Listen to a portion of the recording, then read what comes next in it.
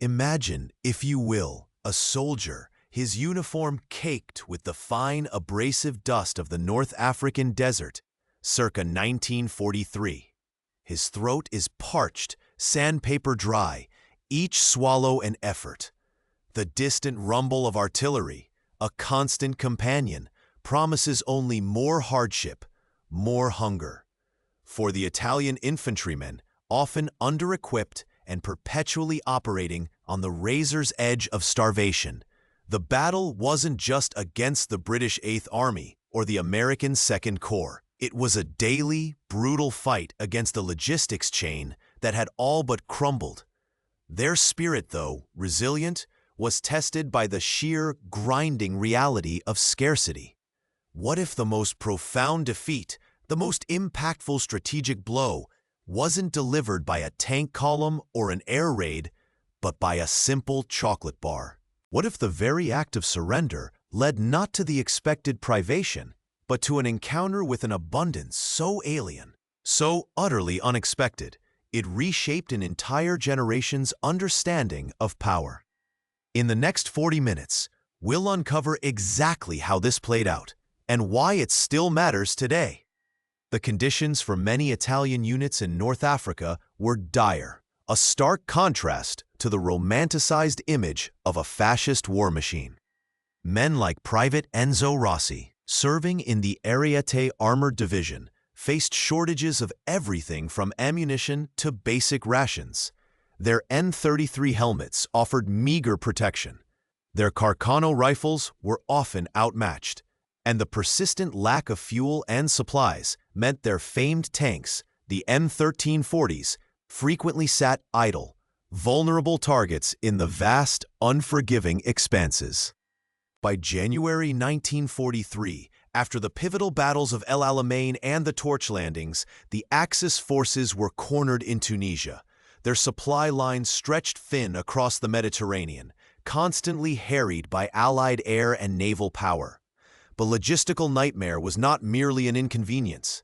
It was a strategic choke point, slowly strangling their ability to fight, reducing proud soldiers to scavenging for scraps of food and water. When the final Allied push came in April and May of 1943, the collapse was swift and total.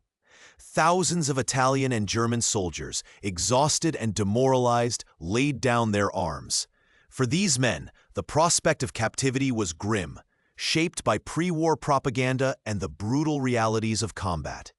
They expected harsh treatment, meager sustenance, perhaps even outright cruelty. Their journey from the desolation of the North African front to the processing centers, and then onto the ships bound for America, was a blur of uncertainty and fear. They were leaving behind the dust and the desolation, but what awaited them across the Atlantic? They had been told of a decadent, soft America, a nation incapable of truly understanding the rigors of war. But the reality they would soon encounter would challenge every single one of those deeply ingrained beliefs. Over the course of the war, more than 425,000 Axis prisoners of war would eventually be held in American camps. Of those, over 50,000 were Italian, men who had fought in the harshest conditions imaginable. They were sent to places like Camp Gruber in Oklahoma, Camp McCain in Mississippi, and Camp Aliceville in Alabama. Names that meant nothing to them, just abstract points on a map of the enemy's homeland. These camps were not the brutal, unforgiving places they had been led to expect. Instead, they were miniature societies, often built from scratch, reflecting a logistical capacity that was, frankly, astounding to these new arrivals. The sheer scale of the operation, the speed with which these facilities were constructed and staffed, hinted at a deeper, almost unsettling power. What kind of nation could afford to build entire towns, complete with hospitals, mess halls, and recreational facilities for its prisoners in the midst of a global war? This question, unspoken, began to circulate among the captured men even before they fully understood the answer. They were about to witness a different kind of battlefield, one where the weapons were not steel and fire, but something far more subtle and ultimately more devastating to the enemy's narrative: The journey across the Atlantic had been a blur of cramped quarters and lingering anxieties, but nothing prepared them for the arrival. Stepping off the trains into the American heartland, the Italian prisoners were met not with the expected barbed wire and grin-faced guards, but with an almost disorienting sense of order and, more profoundly, abundance. At Camp Aliceville, Alabama, for example, the first thing many noticed was not the watchful eyes of their captors, but the sheer size of the mess halls, the clean, tiled floors, and the tantalizing aromas that wafted from kitchens far more elaborate than any they had known in the field. This wasn't just food. It was a feast for senses accustomed to scarcity. The daily rations, a stark contrast to their meager wartime diet of hardtack and watered-down soup, now included fresh meat, vegetables, and even fruit. Men who had scraped by on less than 1,500 calories a day in North Africa were suddenly consuming over 3,000 calories, often more. The shock wasn't merely the quantity, but the quality. They found themselves served dishes like roast beef, mashed potatoes, and freshly baked bread, staples that were luxuries in wartime Italy, if available at all. It wasn't just sustenance. It was an unspoken declaration of a nation's capacity. This wasn't the decadent, starving America their propaganda had painted. This was a land of seemingly endless provisions. Beyond the basic necessities, the camps offered amenities that bordered on the fantastical for men who had lived in foxholes. Post exchanges, or PXs, allowed prisoners to purchase items with scrip earned from labor. Here, the true psychological warfare began, not with bullets, but with Hershey's chocolate bars, a sweet luxury many had never tasted. Camel cigarettes, a universal currency of comfort, were readily available. Some camps, like Camp Gruber in Oklahoma, even boasted on-site ice cream churns, producing a treat so utterly alien to the privations of war that it became a legend among the prisoners. Imagine the sensory impact, the chill of the ice cream, the unfamiliar richness of the chocolate, the comforting burn of American tobacco. Each item was a tiny, tangible piece of a puzzle that didn't fit their preconceived notions. These seemingly minor details were, in fact, incredibly powerful forms of strategic communication. It wasn't a battle fought with tanks or planes, but with the subtle, pervasive message of unparalleled logistical capacity and economic resilience. By the end of 1944, tens of thousands of Italian POWs, distributed across dozens of camps from Camp McCain in Mississippi to facilities in California, were experiencing this reality daily. The sheer ability of the United States to not only feed its own massive war machine, but also to generously provision its enemies, even with luxuries, began to systematically dismantle the ideological underpinnings of the Axis cause. How could a nation so seemingly focused on consumer comforts possess such an unyielding ability to produce and distribute even to its enemies?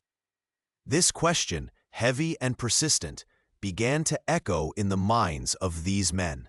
If you were an Italian soldier, having fought for years under the banner of a regime promising a new Roman Empire, only to be fed better as a prisoner than as a free man, what would you make of it?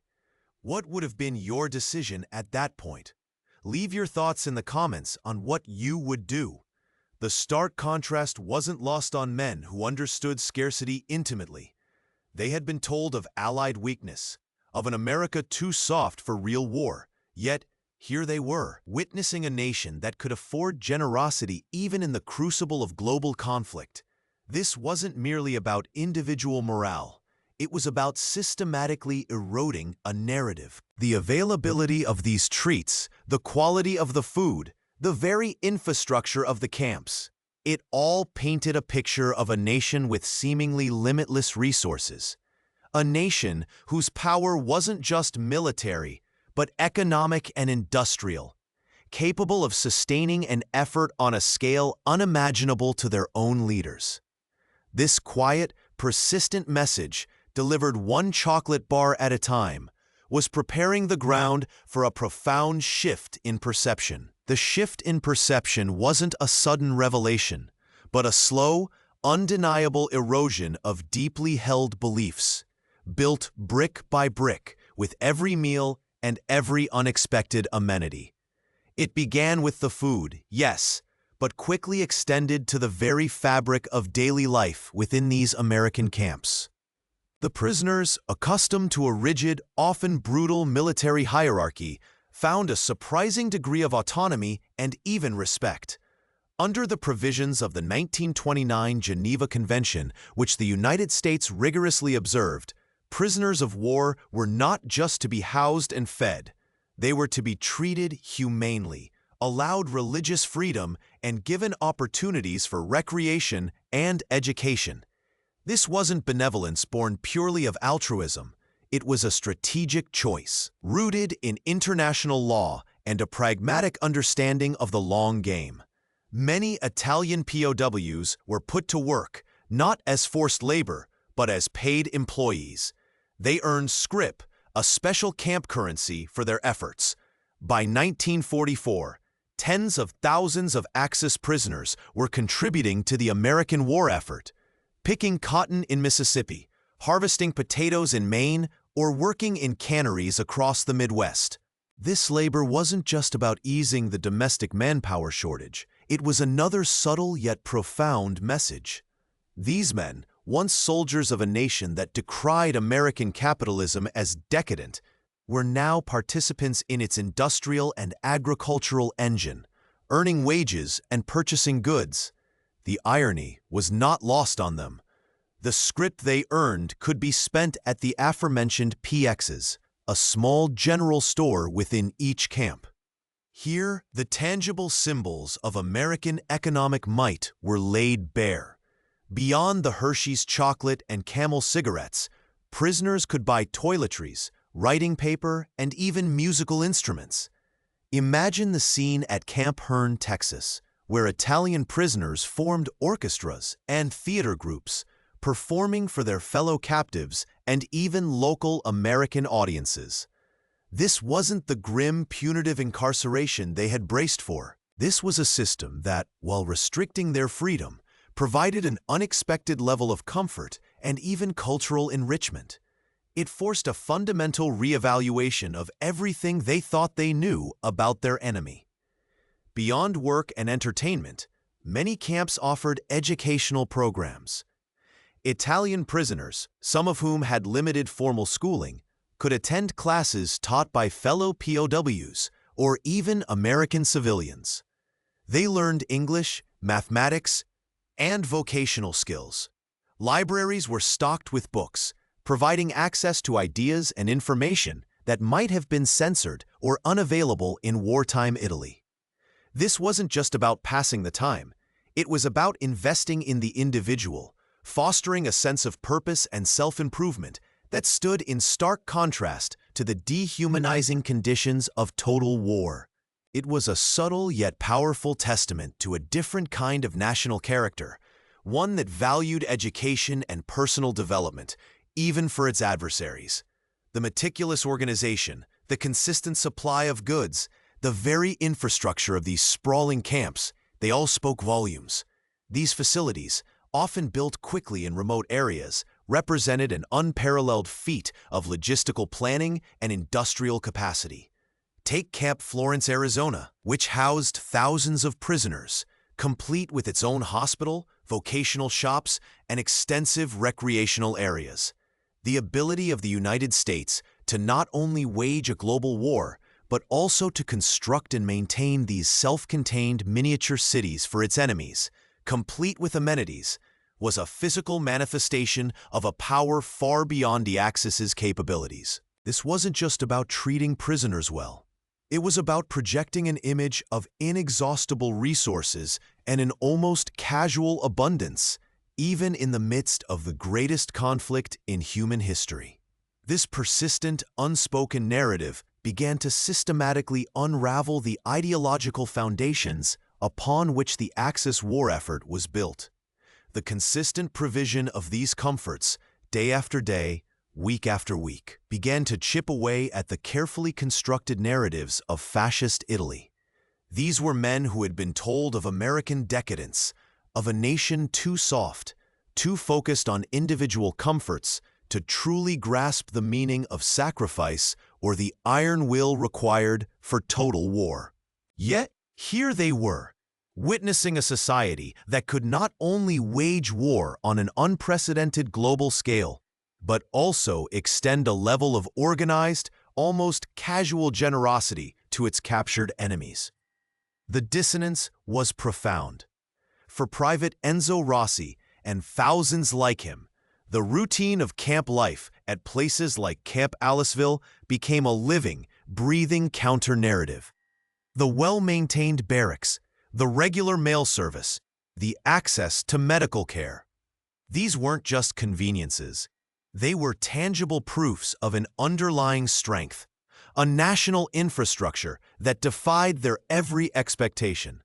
By mid-1944, the network of American POW camps had grown to house a staggering number of Axis personnel, with Italian prisoners spread across more than 150 facilities, from the vast plains of Texas to the humid forests of Georgia. Each camp, a self-contained world, offered a consistent experience. They worked on farms, helping to alleviate the wartime labor shortages, or in non-military industries earning their scrip. This wasn't merely busy work. It was integration, however temporary, into the American economic engine.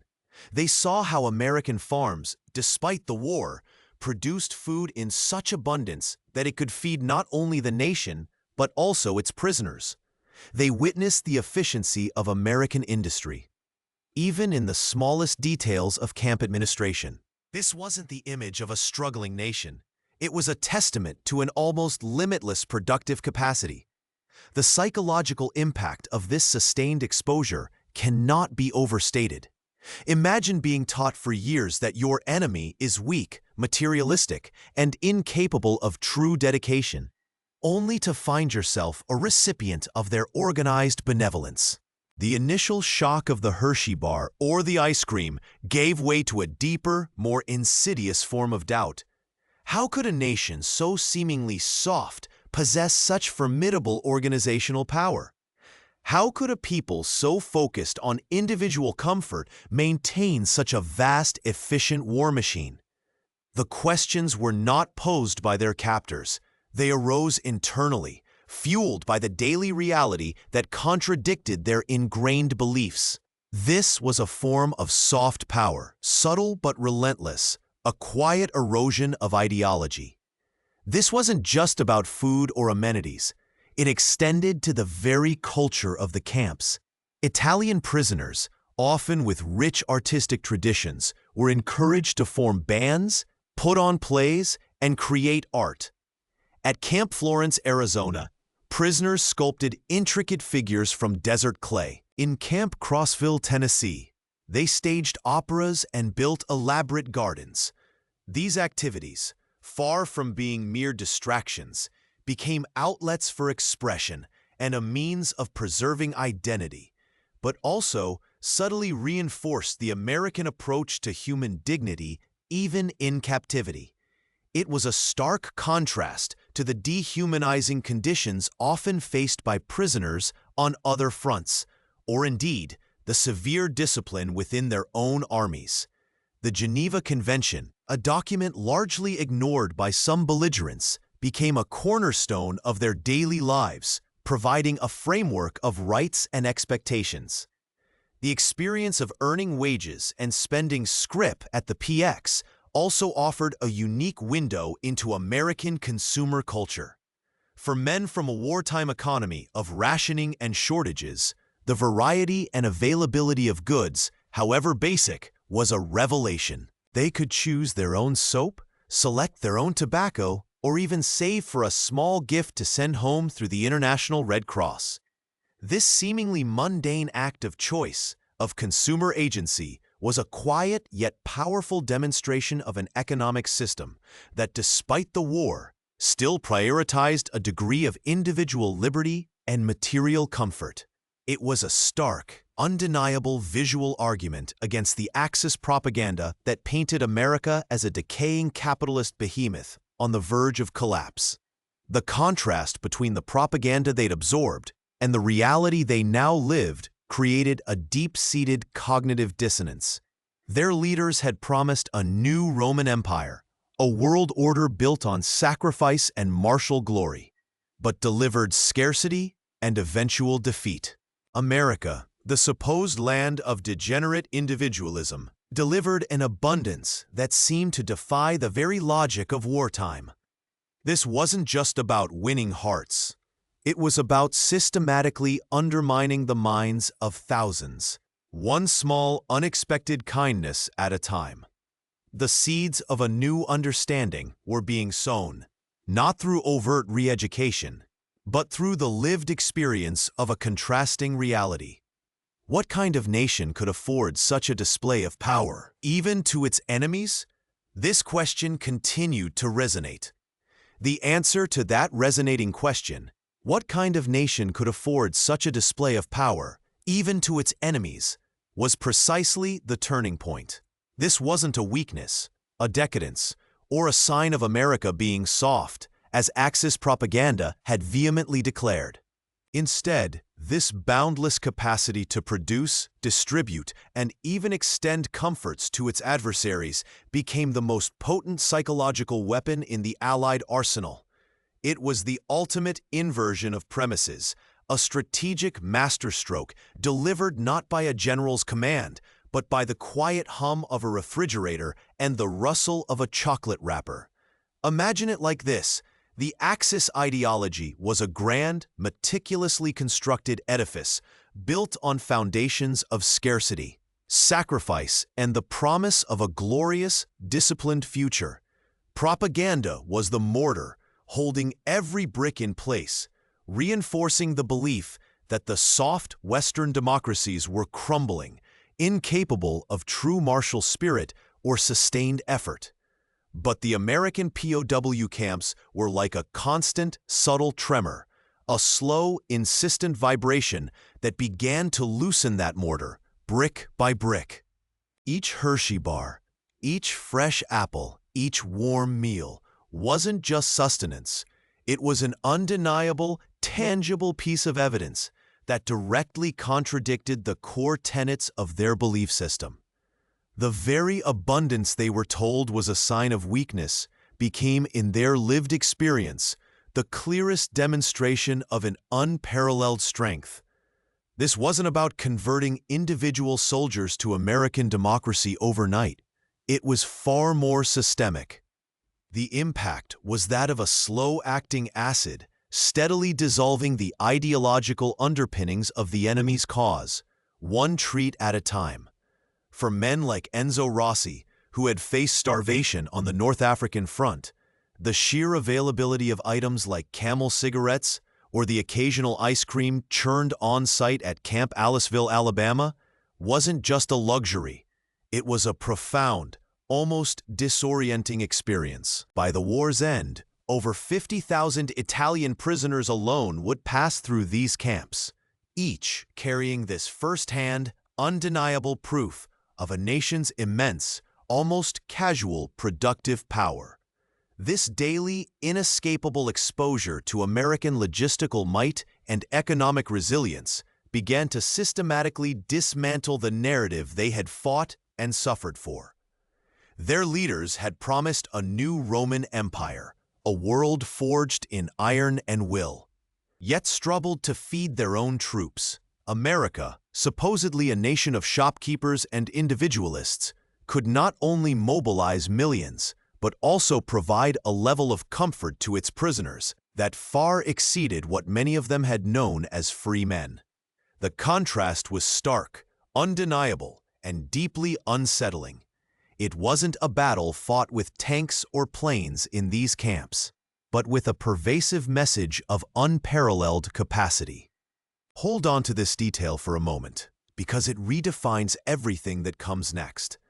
The profound question that began to circulate among these men wasn't about military tactics, but about the very nature of power itself. How could a nation so seemingly focused on consumer comforts possess such an unyielding ability to produce and distribute, even to its enemies, and on such a global scale? The answer, slowly dawning on them, was that the economic and industrial engine that drove American consumerism was precisely the same engine that fueled its war machine. The ability to churn out thousands of cars was directly linked to the ability to churn out thousands of tanks. The infrastructure that delivered fresh food to every corner of America could also deliver it to dozens of POW camps, simultaneously supporting a massive fighting force overseas. This wasn't a flaw in the American system. It was its foundational strength, a quiet, almost invisible force multiplier that the Axis leadership had catastrophically underestimated. This realization, spreading through the camps from Camp Gruber to Camp McCain, was the true turning point, reshaping understanding not just of their captors, but of the entire global conflict. The Italian soldiers, once proud warriors of a regime that championed austerity and martial sacrifice, were now living proof of a different kind of might. They saw it in the endless rows of identical barracks, built with astonishing speed. They felt it in the warmth of the mess halls, the steady supply of hot water, and the very air of organized efficiency that permeated every aspect of camp life. This wasn't just about individual treats. It was about the seamless operation of an entire system, from the farms producing their food to the factories churning out their beds. The Axis propaganda had painted a picture of America as a chaotic, self-indulgent society incapable of sustained, disciplined effort. Yet, here was a nation that could not only sustain a global war, but also manage the welfare of hundreds of thousands of enemy combatants with a level of logistical prowess that dwarfed their own nation's capabilities. Consider the sheer scale. By late 1944, the American war machine was operating on multiple fronts across the globe, from the Pacific to Western Europe. Simultaneously, it managed a domestic network of over 150 prisoner-of-war camps, each requiring staff, security, provisions, and infrastructure. This wasn't a small, isolated effort. This was an extension of the same industrial might that built Liberty ships in days and B-29 bombers in weeks. The consistency of supply, the quality of life, the mere fact that a nation at war could afford such a vast, organized display of generosity to its enemies spoke volumes. It was a tangible, undeniable demonstration of a foundational strength that went far beyond mere military hardware. Their understanding of power itself was being fundamentally recalibrated. For men like Private Enzo Rossi, who had witnessed the logistical collapse of the Italian army firsthand, this was an education unlike any other. He recalled the desperate searches for fuel for their M13/40 tanks in North Africa, the constant hunger, the uniforms patched and repatched until they were threadbare. Now, in Camp Aliceville, Alabama, he had a clean uniform, regular meals, and access to a library. The contrast was not merely physical, it was intellectual and psychological. The enemy they had been taught to despise as weak and materialistic was, in fact, demonstrating a material abundance and organizational capacity that bordered on the miraculous. This wasn't just propaganda, it was lived experience, etched into their daily routines. The subtle, pervasive message was clear. America's strength wasn't just in its soldiers or its weapons, but in its underlying economic engine, its infrastructure, and its ability to mobilize resources on an unimaginable scale. This was the true virata. The very elements the Axis had mocked as signs of decadence, the consumer culture, the emphasis on comfort, were revealed as symptoms of an industrial capacity so vast it could afford to be generous even to its foes. This generosity wasn't a weakness. It was a projection of power so overwhelming that it didn't need to resort to brutality to assert dominance. It simply demonstrated its inexhaustible capacity. Day after day, one full plate and one Hershey bar at a time. This redefinition of power had profound implications. It began to sow seeds of doubt about the entire Axis narrative. If their leaders struggled to feed their own troops, how could they possibly win against a nation that could feed and house its enemies so comfortably? The ideological purity, the martial glory, the promise of a new order, all began to ring hollow when confronted with the reality of American efficiency and abundance. The prisoners, many of whom were simple farmers or laborers, understood resource management at a fundamental level. They saw that America was not just fighting a war, it was simultaneously running a highly productive society that seemed immune to the privations of conflict. This realization wasn't an immediate conversion, but a slow internal shift. It was a quiet, personal reckoning with the truth. They observed American guards who, while firm, were not cruel. They saw the respect for regulations, the adherence to the Geneva Convention, which ensured their basic rights. This wasn't the image of a brutal, tyrannical enemy. It was a complex, almost contradictory picture of a nation that could be both incredibly powerful and surprisingly humane. This duality challenged their black and white worldview, forcing them to reevaluate their understanding of the world and their place in it. The impact was systemic, subtly influencing their perception not just of America, but of the very nature of political systems and national strength. They were being shown, through their own captivity, a different model of societal organization and power. The experience of these Italian POWs, then, became a living, breathing testament to the idea that true strength wasn't just about military might, but about the bedrock of a nation's economy and its values.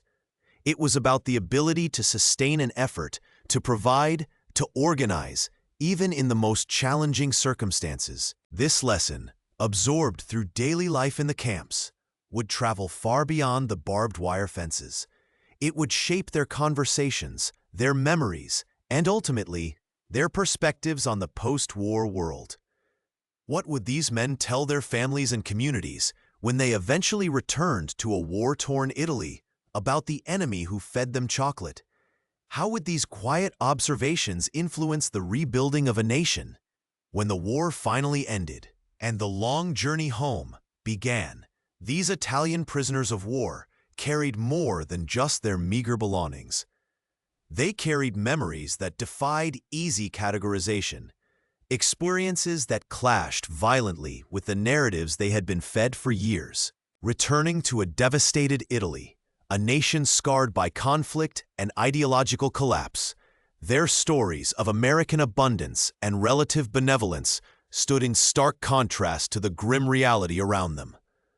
They had witnessed the true might of a nation that could not only win a global war, but also manage the welfare of hundreds of thousands of enemy combatants with a level of logistical prowess that often surpassed their own nation's capabilities, even in peacetime. These were men who in 1943 had faced the harsh realities of a crumbling logistics chain in North Africa, often fighting on empty stomachs, their uniforms tattered. Now they spoke of regular hot meals, of clean barracks, of the unexpected luxury of Hershey bars and Camel cigarettes. Imagine the conversations in small Italian villages, among families rebuilding their lives. While others recounted tales of fierce battles and brutal privation, these former POWs offered a different perspective, one of an enemy nation that, despite being at war, seemed to possess an almost infinite capacity for production and distribution. This wasn't overt propaganda. It was the quiet, undeniable testimony of lived experience shared around kitchen tables and in village squares. The impact was subtle, yet profound. It wasn't about converting them to American ideology, but about systematically dismantling the ideological underpinnings of the fascist cause they had once served. Their leaders had promised a new Roman Empire, built on sacrifice and martial glory, but delivered scarcity and eventual defeat. America, the supposed land of degenerate individualism, had delivered an abundance that defied the very logic of wartime. This cognitive dissonance, nurtured in the camps, became a powerful unspoken force in post-war Italy. It fostered a quiet admiration, a foundational respect for American capabilities that would subtly influence the nation's political and cultural trajectory for decades. This experience subtly influenced post-war perceptions, fostering a quiet admiration that would lay groundwork for future diplomatic and cultural ties, far more effectively than any overt propaganda campaign could have. The sheer scale of it, with over 50,000 Italian prisoners passing through American camps by the war's end, meant that these individual stories coalesced into a collective understanding. They formed a network of first-hand witnesses, spreading a narrative of American strength, not just in military terms, but in its economic resilience and, surprisingly, its relative benevolence. This was a testament to a different kind of power, one that could afford generosity even in the crucible of global conflict. The very notion of power, for these men, had been redefined. It was no longer solely about martial prowess or ideological purity. It was about the ability to sustain, to provide, to organize on an unimaginable scale, even for one's enemies. The American system, which could churn out thousands of cars and simultaneously deliver fresh food and treats to dozens of POW camps, all while supporting a massive fighting force overseas, presented a compelling, undeniable argument. It was a silent, pervasive message of unparalleled logistical capacity and economic resilience that resonated far deeper than any battlefield victory. These men returned with a new lens through which to view the world, one shaped by the stark contrast between scarcity and abundance, between rhetoric and reality. The long-term effects of this psychological reprogramming were far-reaching. As Italy began to rebuild its shattered nation, the memories and perceptions carried by these former prisoners contributed to a broader societal shift. They had seen firsthand a model of efficiency and productivity that was deeply impressive. This wasn't merely about individual morale. It was about systematically dismantling the ideological underpinnings of the enemy's cause, one treat at a time, and replacing it with a nuanced, often admiring understanding of a different global power. The seeds of a new understanding were sown, not through overt re-education, but through the lived experience of a contrasting reality, influencing future generations and shaping Italy's place in the post-war world. This new understanding wasn't merely academic, it was deeply personal, etched into the memory of every man who returned. Imagine the conversations, a farmer from Tuscany, once a soldier of Mussolini, now recounting how his American captors, the supposed decadent enemies, provided him with more consistent and nutritious meals than he'd ever received from his own army. These stories, shared in piazzas and homes across Italy, subtly but profoundly reshaped the popular perception of America. It wasn't the image of a distant, abstract superpower, but of a nation capable of immense generosity, underpinned by an even more immense industrial might. This wasn't about love for America. It was about respect, born from undeniable evidence. The sheer capacity to wage a global war while simultaneously maintaining a high standard of living for its own population, and even for its prisoners, spoke volumes. It was a stark, tangible contrast to the fascist ideal of a nation forged in iron and sacrifice, which had ultimately delivered only privation and defeat. The virata wasn't just in their individual minds. It was a societal shift, a quiet reevaluation of what constituted true national strength. This collective memory, passed down and reinforced, became a subtle but powerful current in the nascent post-war Italian democracy. Consider the geopolitical landscape of the late 1940s. With Europe devastated and the Cold War brewing, nations were forced to choose sides, both ideologically and economically.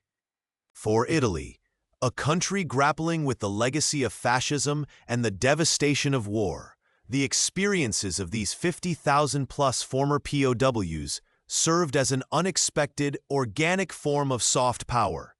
Their first-hand accounts of American efficiency, organization, and even a surprising level of humanitarianism provided a counter-narrative to Soviet propaganda, which painted the United States as an exploitative capitalist behemoth.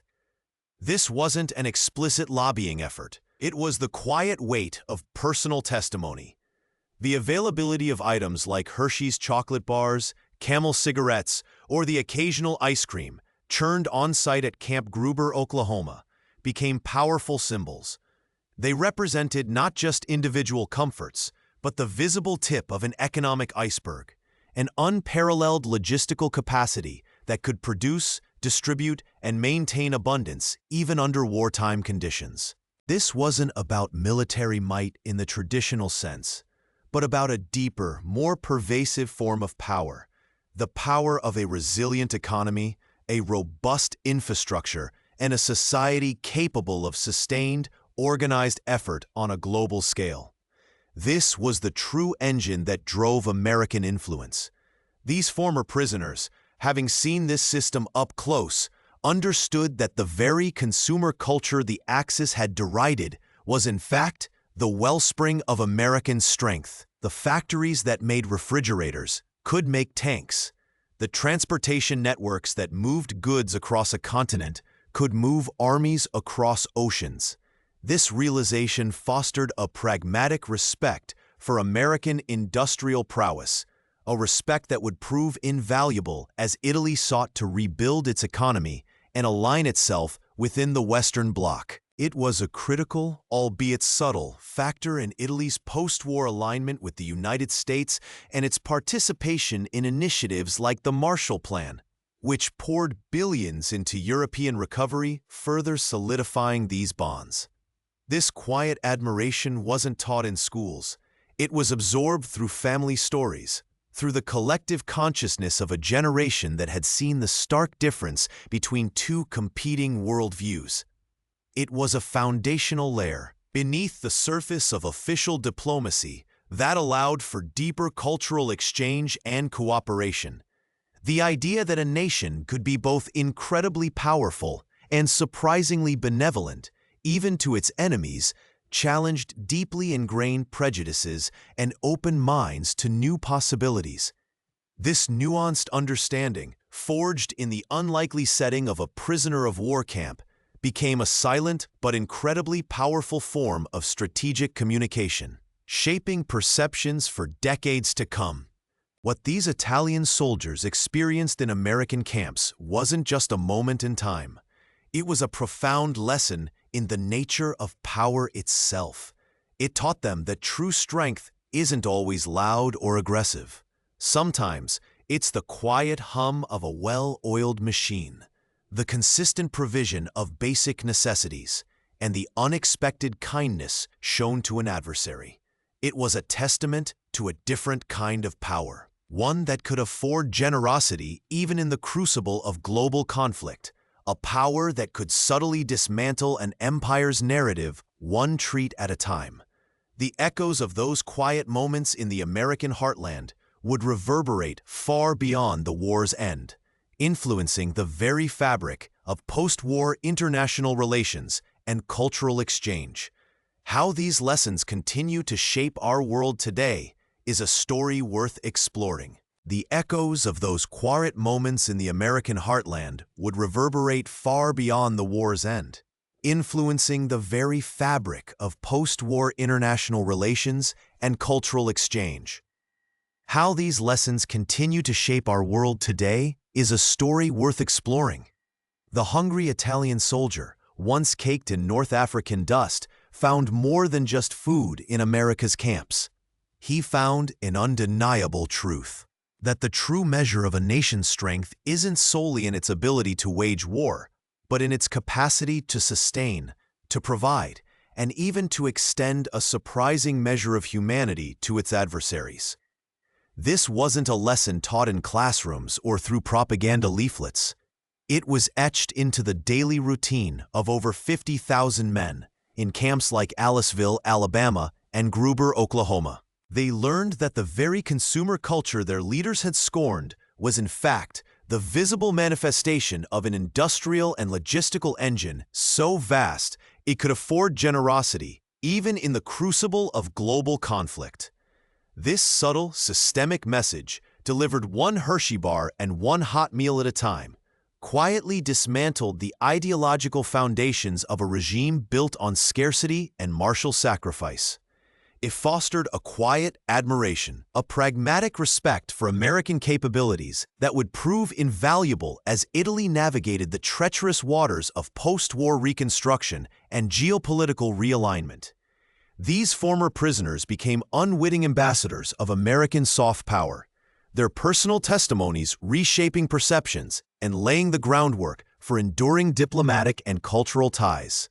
It was a testament to a different kind of power, one that could afford benevolence even to its enemies, and in doing so, win a battle for hearts and minds far from any front line. Ultimately, the humble treat, offered in the unexpected setting of an enemy camp, proved to be a more profound strategic instrument than any overt propaganda, subtly redefining what true national strength truly meant and influencing the trajectory of nations for generations. It reminds us that sometimes the most powerful messages are delivered not through grand pronouncements, but through consistent, undeniable actions. These stories underscore a timeless truth: that the ability to provide, to organize, and to maintain dignity, even amidst global conflict, speaks volumes about a society's resilience and its values. If this deep dive into a forgotten corner of history made you rethink what you thought you knew about World War II, subscribe now to not miss the next chapter of Untold Stories. Leave a like to let me know that exploring these nuanced pathways is a journey worth continuing. And tell me in the comments, what part of this story truly turned the key for you? I'll be reading and weaving those insights into our next exploration. And if I told you that the impact of these camps extended even to the very design of post-war aid programs, would you want to see how?